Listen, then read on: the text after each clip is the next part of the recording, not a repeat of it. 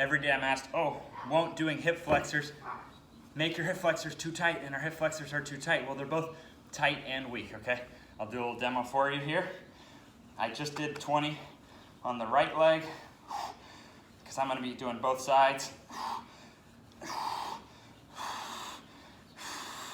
This is over 10% of my body weight, getting thigh at least to parallel without the back knee cheating. Kind of lost count.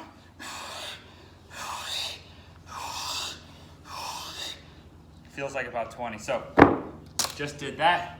To make measures worse, I can barely even pick up my foot. To make measures worse, I'll do one of these nasty Nordics, right? Because I'm also asked on this one, oh, won't that tighten up the hamstring? So ready, my thigh is gonna cover. All right, so we got that out of the way.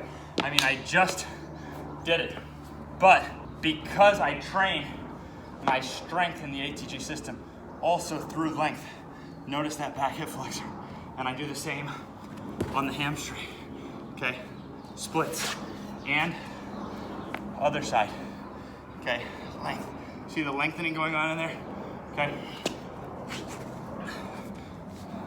Boom.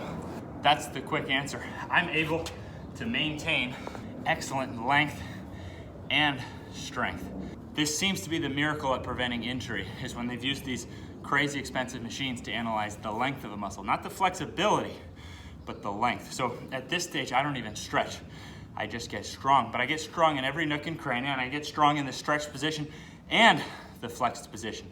My theory on athleticism is you make your body more athletic by getting pound for pound stronger through the full range of motion.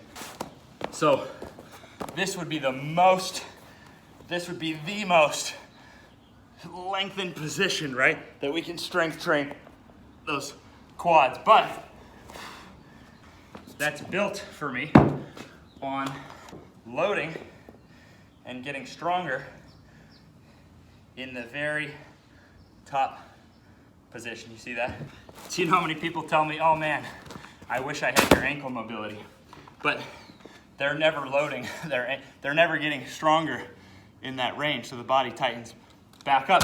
Not to mention, they're missing entire parts of the body, such as the ankle flexion. So anyone can completely transform athleticism.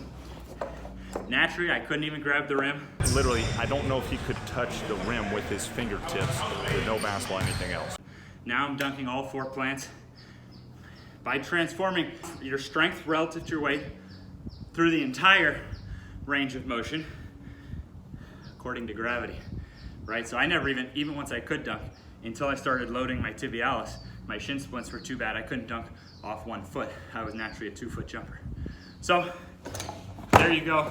And that is the trick. And one more I'll throw in is, we use this the other way, because you're probably thinking, well, how do you get the most stretched position behind the knee? So the slant board becomes really key. The more you've played sports, probably the tighter those calves are. So we load through with the slant board. So we get stronger in these, but we never work through pain. No study in history shows that it's good to be weak. It's never an advantage to be weak in any area. And even some of the strongest guys, they're only getting hurt because of their own strength and how far. So that's why I showed you the split on both sides. Miracle number 1 for injury prevention is the strength through the full range. But miracle number 2 is the balance between sides. Both of those are so common sense because that's how our body was designed. So injuries are not natural. Pains and injuries are not natural. It's different if you're in a contact sport getting hit, but I'm talking about non-contact injuries, chronic pains. Our bodies were not designed this way. Our bodies were designed correctly. So all we have to do is look at where did we deviate. So ATG is a system of correcting all those deviations on a gradient scale without ever working through pain. So you can evolve to creating length.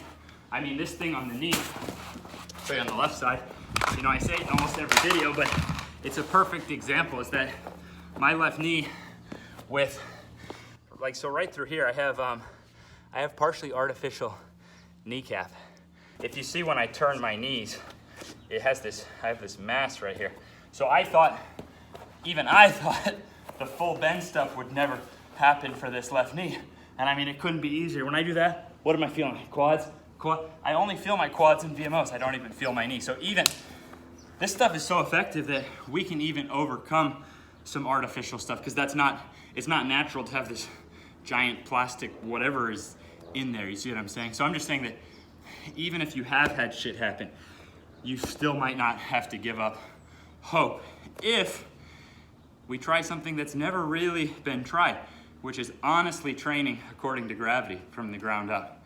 Really rebalancing one side at a time and addressing length for all the areas, because we really only have studies on the hamstring showing 4 times less chance of hamstring injury, and with different Romanian deadlift type stuff, which we use. But I mean, some of these things for hamstring are much more well known, but then we have like no studies, nothing on tibialis, yet so many people lack. See, it's even harder without weight to get with heel down to flex that tibialis and get your hamstring to cover without your back knee touching. But if you look at the position I'm in there, and if you look at then something more common, like like your single-legged RDL, you can get. So I never set out for splits, right? I was just a shit athlete. I never set out for this. I just wanted to dunk. Couldn't dunk because I was always getting hurt. So then set out to try to figure out how to bulletproof. It's a really bulletproof, pound for pound strength through the full range, according to gravity. It's never been done, so you can hate that my story looks different. You know, I would have had to pay my college coach pretty well, because even my high school coach says what a shit athlete I was. And if you've played college sports, you know you can't pay these people. So it doesn't mean I'm able to jump over the moon. Life is still hard. Life is hard, but it doesn't have to be as hard. And honestly, these chronic pains can ruin your life. I was completely depressed. Honestly, I was depressed, going nowhere in life. And it wasn't for lack of work ethic. I only train 30 minutes a day now. I used to spend 30 minutes just foam rolling and stretching to warm up for my workout, to then spend 30 minutes after static stretching. Now I don't do any stretching. I use static stretching in the beginning, but even with this, I like to do it moving and flexing the quads. But even if you just hung here, that is some weight. You see what I mean? So static stretching is great for the foundation. So that's why even in zero, I allow some static stretching. But as soon as we get to dense, there's almost no static stretching left. And by standards, then there is no static stretching. You see what I'm saying? So there you go. I'm gonna shut up now. Have an awesome week. Miracles await us. Untested miracles built on common sense and built on the belief that the human body was designed correctly.